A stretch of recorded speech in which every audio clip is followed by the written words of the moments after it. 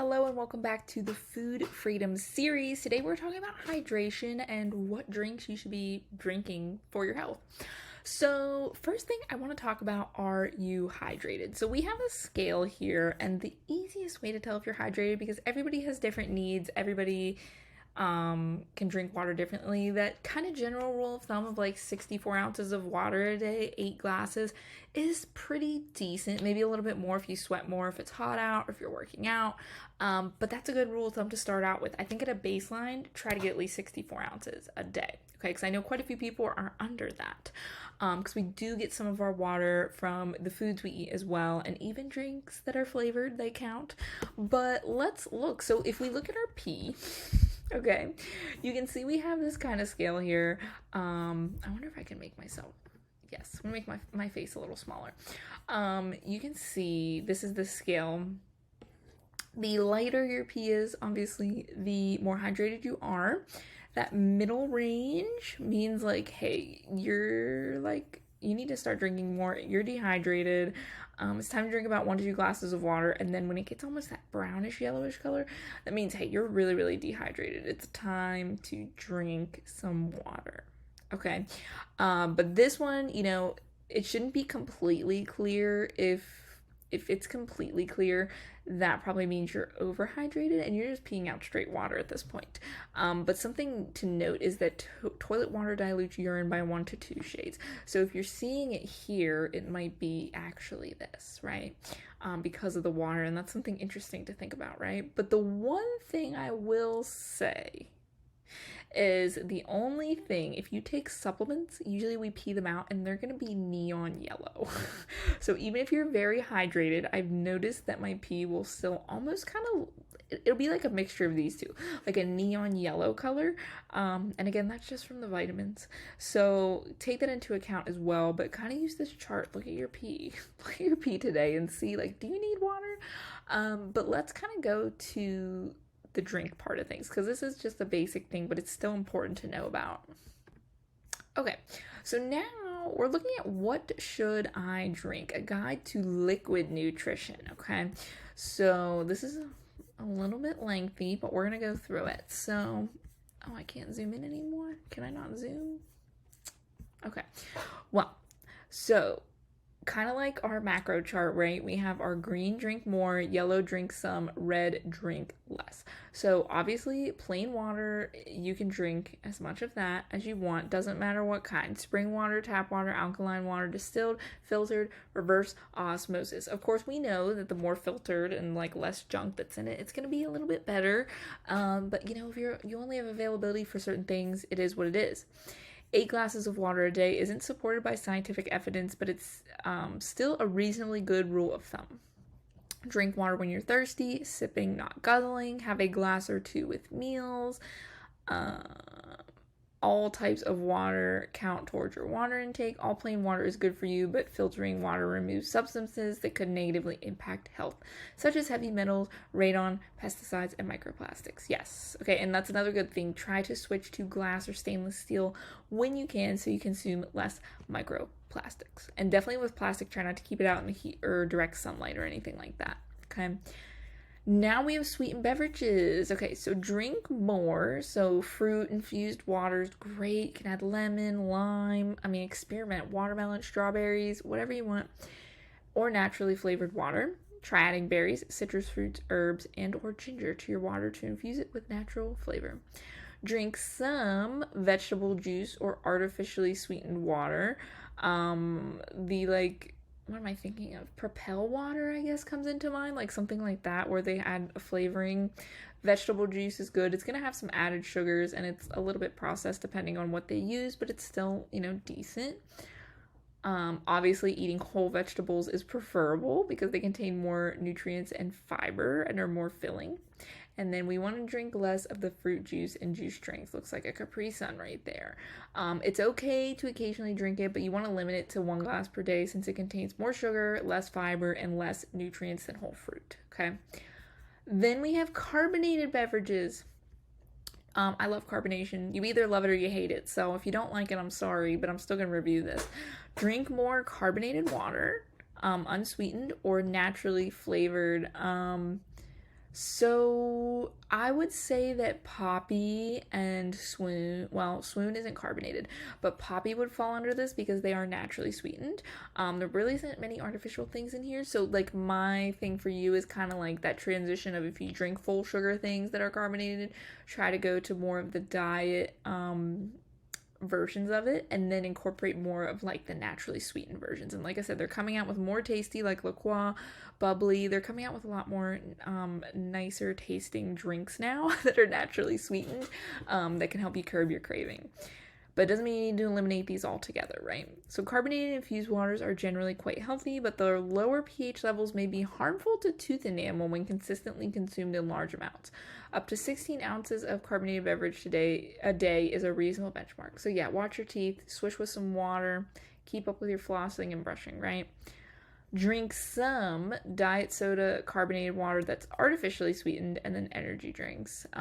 This is like Alani Nu, the Diet Monsters, Red Bulls, all that. Beverages with artificial and low-calorie sweeteners are fine to consume in moderate amounts, 8 to 16 ounces a day.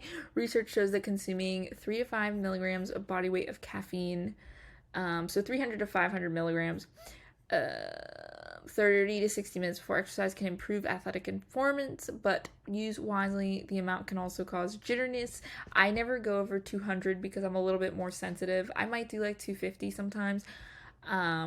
Maybe up to 300, just depends if like something indirectly has caffeine in it, but you know your limits. I know some people that they can do 400 like it's nothing, as long as it doesn't keep you up at night and you don't get anxiety, do what you can. Then we have drink less of soda or pop, tonic water, and energy drinks sweetened. Soda and sweetened energy drinks contribute more sugar to the average diet than any other food or drinks. If you're drinking a lot from this category, make progressing towards drink some a priority. And then tonic water has as much sugar as soda. I did not realize this. I thought this was a healthier alternative. I don't drink tonic water. I just know they use it in a lot of like mixed drinks. But wow. So yeah, like, and that's a big thing. It's a lot of empty calories. It's such an easy switch. I've seen people drop 5-10 pounds easy just like converting to diet soda. So keep that in mind. Teas and coffee, okay? So drink more plain tea, plain coffee. Obviously, the less like added sugars, the better. I can't tell you how many times I've been in line at Dunkin' and I get like they're just like, give me 10 packets of sugar, or like they put like, whipped cream on it. And I'm like, it's not a dessert.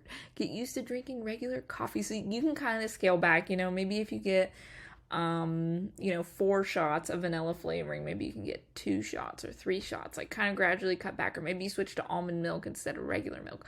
Little switches like that, it's better than going cold turkey. You don't need to drink completely black coffee unless you really want to, okay?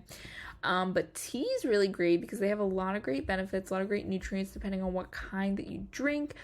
I like to use tea. You can sweeten it with honey. Drink some tea lightly sweetened and or cream, so that's what I'm drinking, and then coffee light and sweetened or cream. That's just the way I do it.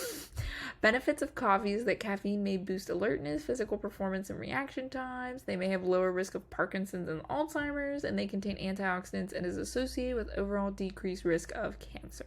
Great. And then drink less tea that's heavily sweetened and or creamed, and then coffee. Like, yeah, we don't want the unicorn frappe from Starbucks. Downsides of coffee is it's a slow metabolizers of caffeine may experience increased blood pressure, disrupted sleep, or worse PMS symptoms. So there are some people that it's a delayed effect, like it takes them longer to metabolize it. So if you drink it earlier in the day, it may not get out of your system in time. That's why I usually recommend that you drink caffeine before 2 p.m. But I have seen that people with ADHD and stuff, they claim that they can drink caffeine and like they don't, that they'll actually fall asleep because of the caffeine. So again, it all depends on you, your body, all that fun stuff. Limit total consumption to 2 to 5 cups per day. Ask yourself how you feel physically, mentally, and emotionally a few hours afterwards. Okay. And yeah, see what happens if you miss coffee. How do you feel? Like, are you relying on it? I know sometimes I do. It is the most addictive thing, coffee. But side effects are, relatively nothing. But go plain if possible. Cream, sugar, and other additives reduce potential health effects by adding calories and artificial sweeteners and flavors. Plain doesn't have to be boring, though. There's still plenty of drink more options. Oh, look at these. cold brew, French press, different ways, iced tea, green tea, lots of great options here. Okay. Iced coffee. I love myself cold brew. But dairy and plant milk. So this is gonna be good too. This kind of pairs with the coffee.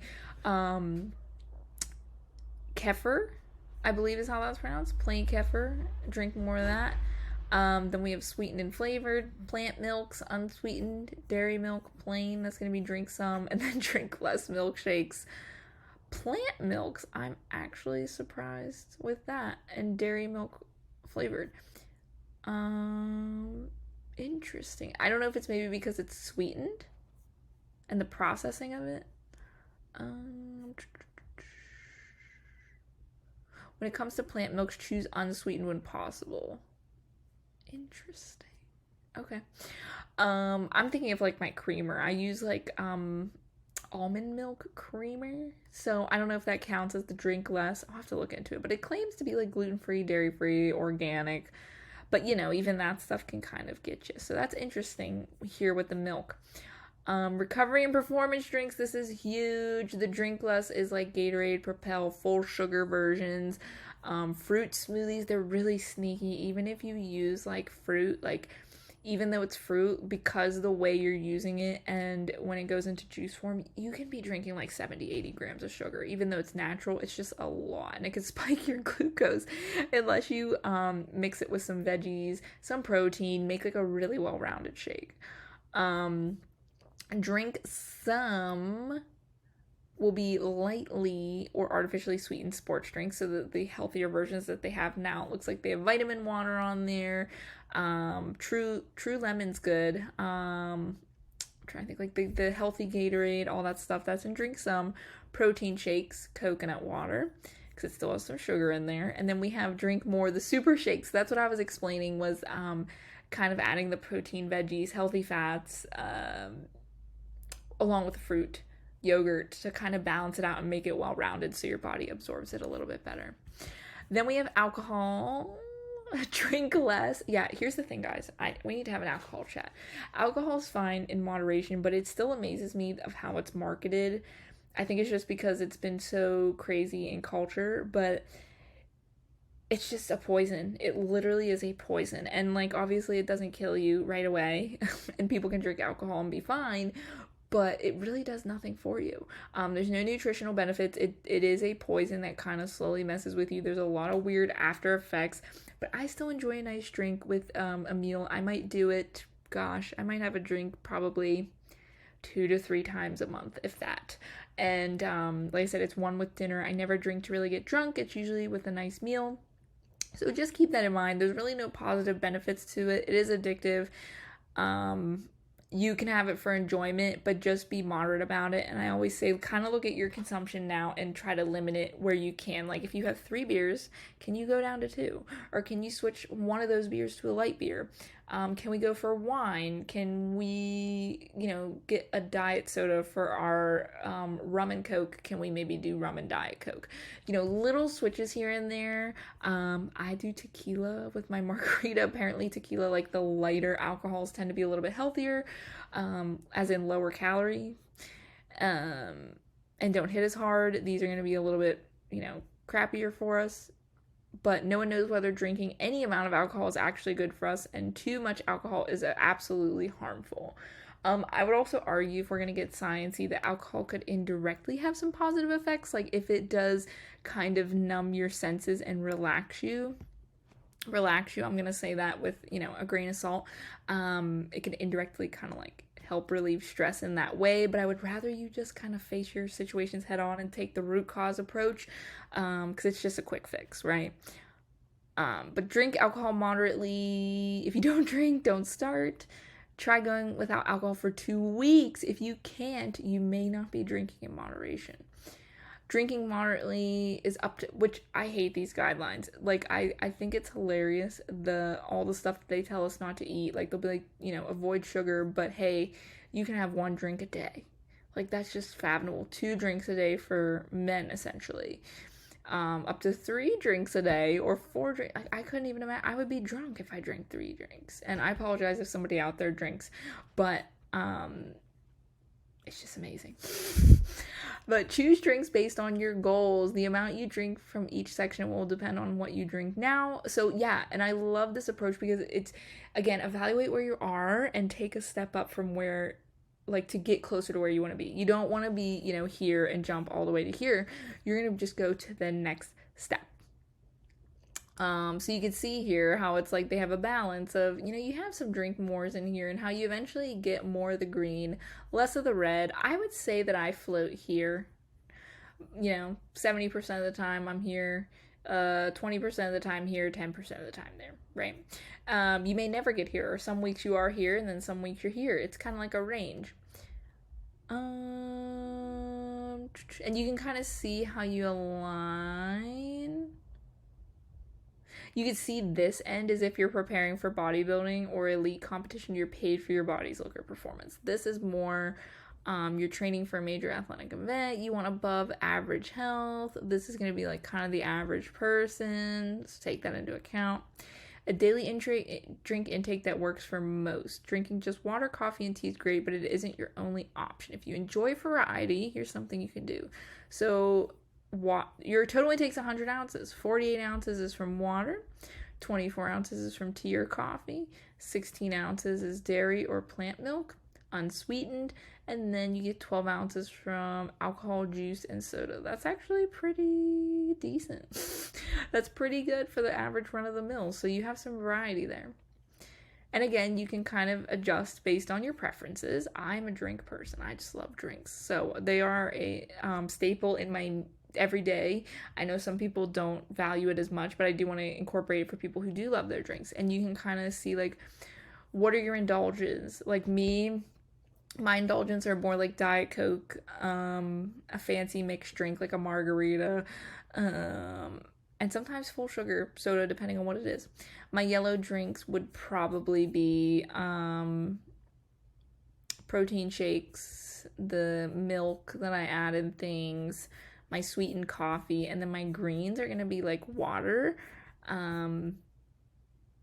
super shakes, poppy. Yeah. So everybody's going to look a little different.